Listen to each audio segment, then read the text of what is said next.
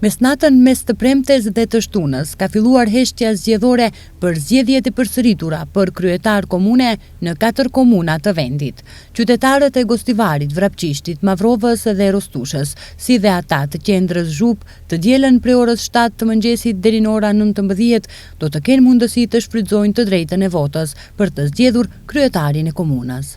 Të drejtën e votës po e shfrytëzojnë sot personat me probleme shëndetësore të burgosurit, si dhe ata që ndodhen në paraburgim. Në komunën e Gostivarit gjatë ditës kanë votuar 146 persona të sëmurë. Në Gostivar, në listën zgjedhore janë regjistruar 82.870 qytetarë me të drejtë vote.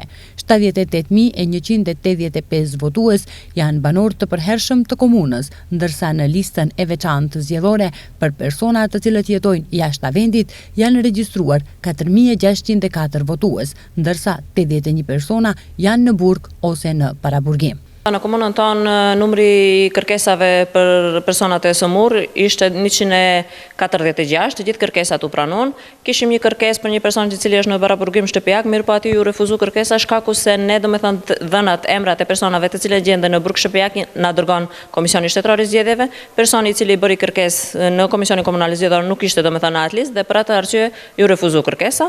Procedura në vazhdim, personi domethënë mund të vazhdojë parashon e kundërshtim deri në Komisionin Shtetëror Zgjedhor, është dhe drejta aty.